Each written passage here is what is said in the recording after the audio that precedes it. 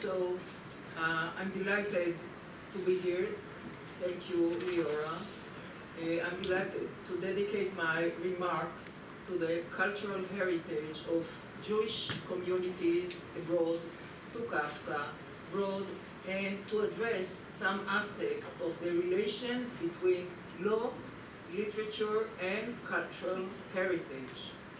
And first of all, a full disclosure, which was partly disclosed by Berg.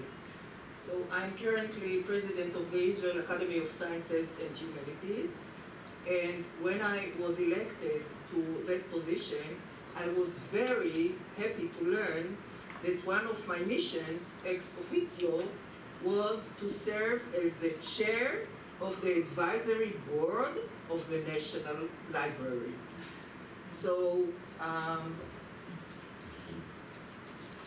here are Mordechai Ardon's stained glass windows at the library, which are dedicated to Isaiah's vision of eternal peace, stating at the outset, in Hebrew it's Ki mitzion tetzeh Torah, but in English it's for out of Zion shall go forth the law. So we'll see what is the law going forth out of Zion. So my position at the library gave me an opportunity to be closely acquainted with this glorious library and some of its challenges. One of them is the following. Is the National Library of Israel under a duty to possess every piece of cultural heritage relevant to the Jewish culture? And what does it mean, relevant to the Jewish culture? And in relation to this problem, in a conflict between private ownership and the public interest of retaining cultural heritage, which should have the precedence?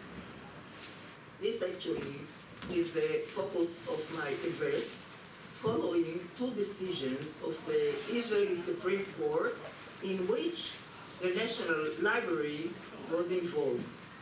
The first relates to Kafka manuscripts held by the estate of Max Brod, and the second relates to the documents pertaining to the Jewish community in Vienna. So let's start with Kafka and Brod. The story began in Prague in 1924 and ended in Israel about 2 years ago. In the month prior to his death in 1924, Kafka expressed his wishes regarding the fate of his manuscripts in 2 letters addressed to Berg, which were never actually sent, in which he, Brod, was instructed to burn them. Brod ignored Kafkas' wishes. Let's see Brod. Brod immigrated at the last moment possible to Palestine in 1939 with Kafka's manuscripts in his possession. Later on, he expressed his wish regarding Kafka's manuscript in gift letters addressed to his secretary and confidant, Ilse Hofe, and in his wills. In 1974, after Brod's death, there was a court decision in favor of Ilse Hofe. The matter returned to court upon her death in 2008. This time, 3 instances dealt with the matter, ruling that Kafka's manuscripts did not belong to Ilse Hofe or her heirs. Therefore, they remained part of Brod's estate and they should go to the National Library. In this case, the court ignored Brod's wishes. So we are having 2 cases of betrayed wills. This is the title of a book by Milan Kundera relating to the first betrayal, so-called betrayal, that of Kafka's private will. The second is the betrayal of Broad's will for the public's interest, if we can call it a betrayal. So the question arising with regard to Kafka's wishes are entirely different from those relating to Broad's will. But they are linked by a conceptual thread. Both men expressed wishes that could potentially detract from the manuscript's cultural value. Kafka by destroying them, and Broad by privatizing them. The court prevented the privatization of the manuscripts, reappropriating them in favor of the public at large. So the question remains the same. Did those who deciphered the relevant wills faithfully implement the testator's last wishes? And another disclosure, I'll address later on during my address to the reservations regarding the court's decision, but they were publicly made before I became officially involved in the National Library. So there is a real conflict of interest. So, and this leads us directly to the second decision. The Jewish community in Vienna handed over documents relating to 300 years of Austrian Jewry, started from the 17th century to 1945 as a perpetual loan to the Israeli National Archive. Now the National Library is the heir to the Israeli National Archive. Later, the documents were transferred to the National Library as custodian of documents of Jewish communities. Now, the Jewish community in Vienna wants the documents back. But the position of the Israeli archive was negative because the loan was a perpetual one. The Supreme Court approved the position of the National Archive. A perpetual loan means that the property stays with the recipient unless there are special circumstances which justify the termination of the loan, such as a negligent custody. Justice Meltzer put emphasis on the duty to remember, citing Pierre Nora, and added that in the conflict between private property and public interest regarding cultural heritage, there is a justification to ignore sometimes private property, pointing at the Kafka case with regard to Kafka's wish that the manuscripts be burned, which was ignored by Broad. So, unanimously, the judges reached the same conclusion, but recommended that even after the rendering of the decision, a compromise should nevertheless be reached between the community of Vienna and the National Library. Why did the court give such recommendation? Probably because the court felt that there was an insoluble tension between private formal ownership and the public national claim to own its cultural heritage. Both decisions deal with a common issue. How is the conflict between private ownership rights and public cultural heritage be resolved? Who owns the memory of Jewish cultural heroes and Jewish communities? So let's start with private rights, and first, Kafka's rights. Why did Broad not fulfill Kafka's last wish? In the epilogue to the trial, Broad clarified that he had acted out of twofold loyalty to the public, the literary value of the manuscripts, but also to Kafka himself. His true wish was otherwise. Indeed, it could be said that Kafka was double signaling to Broad through the letters in not sending the letters and in placing them in his friend's hands after his death.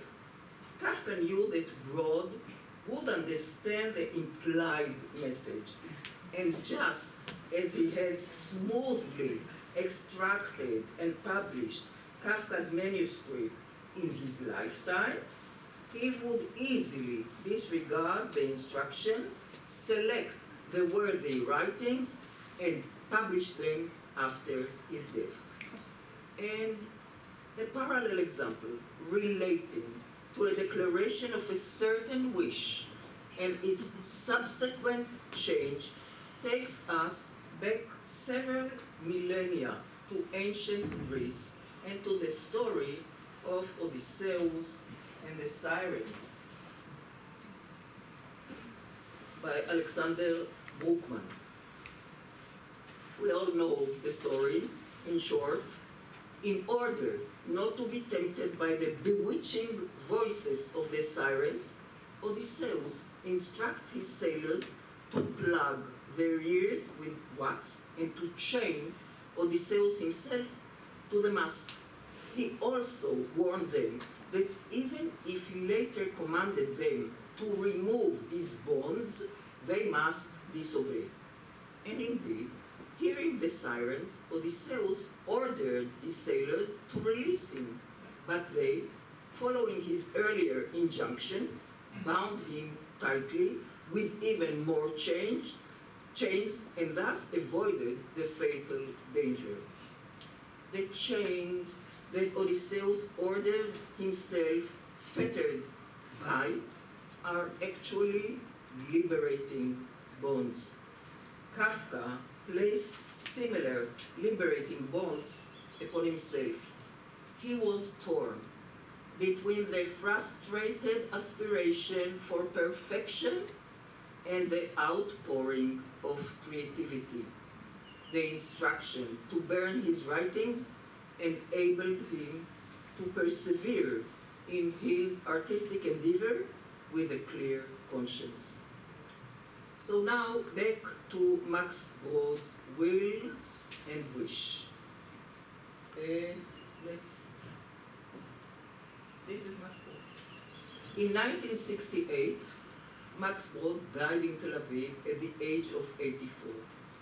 Documents he left reveal that he had given Kafka's manuscripts and letters which were in his possession, some of which were located in safety deposit boxes, to Ilse Hofe, his secretary and confidant.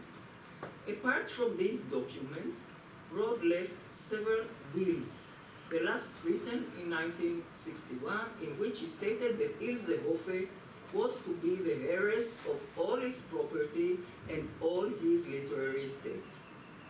He further instructed that after her death, his literary estate should be placed under the guardianship of the Hebrew University Library, the Tel Aviv Municipal Library, or a public archive in Israel or abroad, if Ilse Hofe made no other arrangements in her lifetime. As opposed to Kafka, who left no legal document regarding his manuscript, Brod, a compositor, an author, a playwright, in charge of the repertoire at Habima Theater, but also a jurist in his own right, like Kafka, not only diligently wrote legally binding documents, but over the years, he also drew on the assistance and advice of lawyers, presumably to clarify his intentions precisely and leave no question open. We all know. Attempts to formulate intentions with legal precision are not always successful, and doubts and ambiguities surrounding legal phrasing provide a livelihood for lawyers and impose an increasingly heavy burden on the courts. And the present case is a very good example.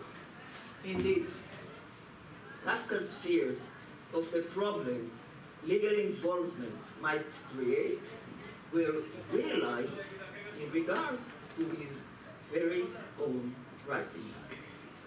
It turns out that as early as 1973, the State of Israel wished to get hold of Kafka's manuscript, prevent Ilse Hofe from selling them, and have them transferred after her death to an official archive in Israel or abroad.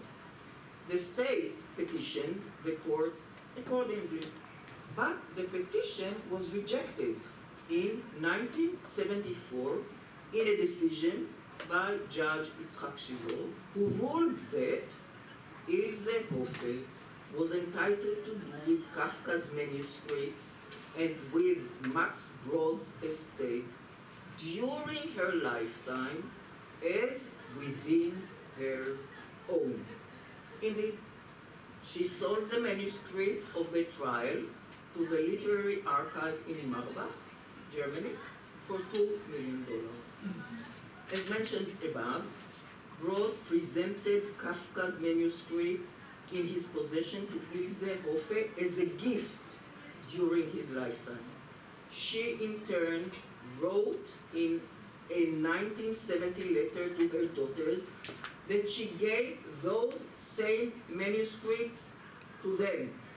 Yet, throughout, the manuscripts remained in the archives where they had been deposited and were under Brod's control during his lifetime and under Hofe's control during hers. Her death in 2008 reawakened the question of the rights to Kafka's manuscript and the interpretive problems arising from Brod's will, which is noted, stipulated after Hofe's death, is his literary estate should be placed under the guardianship of the Hebrew and so on. The key question was whether Brod's literary estate included Kafka's manuscripts, a pure legal question which ostensibly had been given to Ilse Hofe as a gift. It would seem that the matter had been settled through Judge Shiloh's 1974 decision that Hofe could do with Kafka's writing and the estate as within her own. But in 2012, the family court concluded differently that Brod's gift to Hofe had not been consummated, and the conclusion was based on the relevant Israeli law, not applicable now, that a gift is completed only upon its delivery to the recipient. The applicable law now is different. So, while Brod intended to grant the manuscript to Hofe as a gift, they were still solely under his control, hence remained in his estate. So in sum, Kafka's manuscript, this is a chain of legal events. So in sum, as Hofe made no other arrangement in her lifetime, it was time to place them in the custody of a public institution as stipulated in Brod's will. And the public institution that was chosen was the first one mentioned in Brod's will, namely the Hebrew University Library. So this decision raises two kinds of questions. First of all, the tension between form and substance.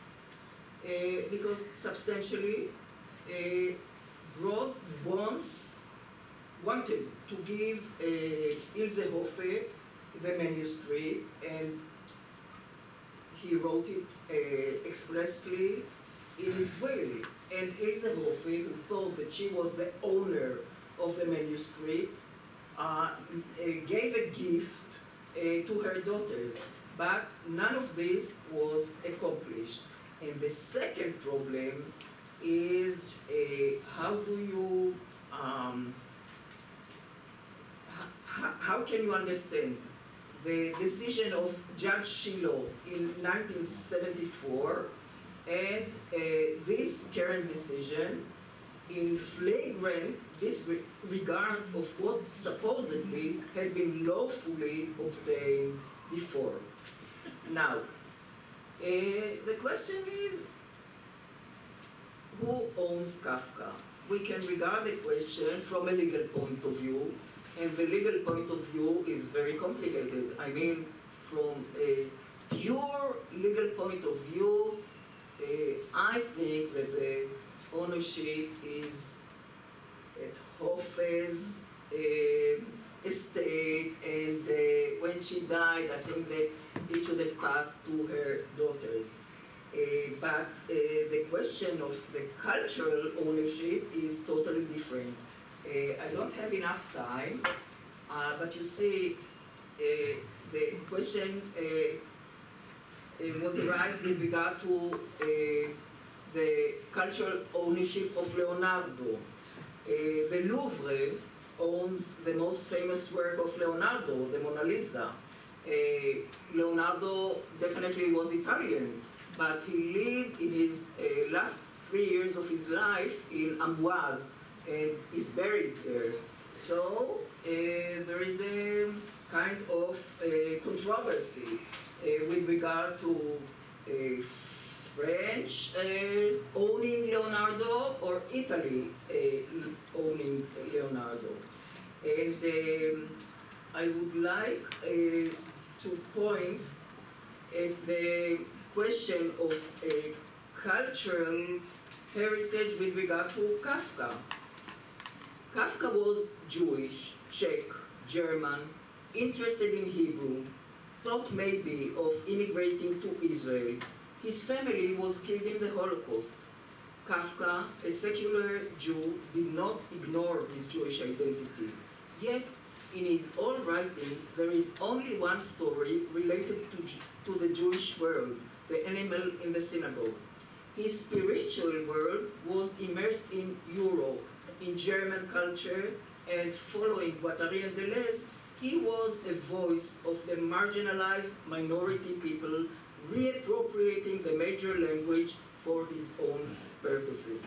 He wrote in German, spoke German, lived in German cultural world, but is Germany the right moral custodian of Kafka's manuscript?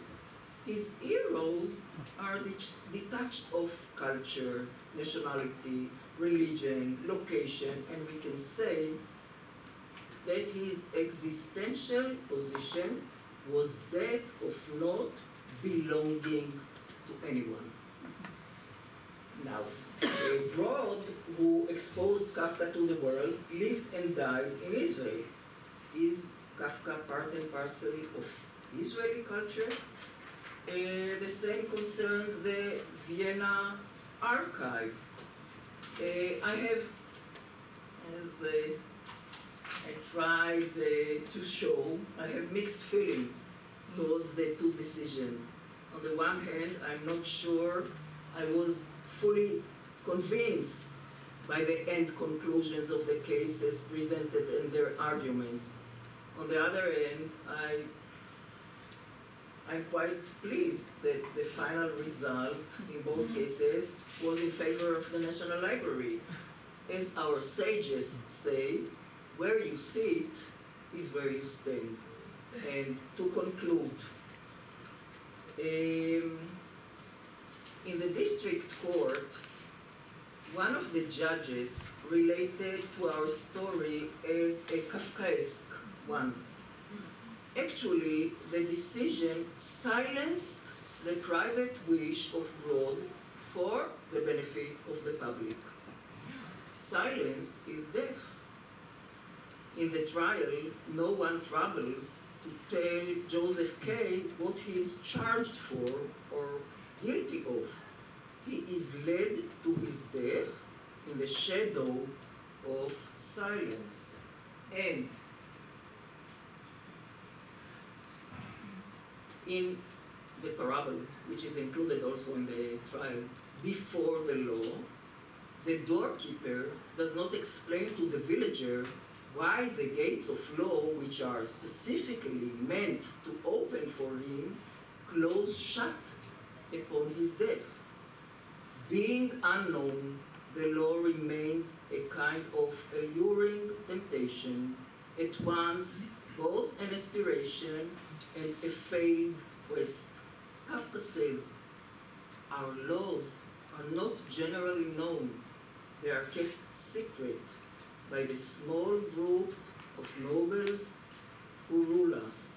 It is an extremely painful thing to be ruled by laws that one does not know. And to really conclude, Kafka says that even though the law is meant for us, we are unable to participate in it. We will never be able to know in advance what the law is, but only after we have seen what a small and exalted group does with it. By then, however, it will be too late. The silent and unfamiliar law may torture us. It may be surprising in its lethality. If so, it is clear why Franz Kafka avoided entrusting the law with the interpretation of his will's letters and preferred to rely on the interpretation of his close friend, Max Brod. Brod may have been surprised by the court's ruling regarding the gift letters and the last will he had written.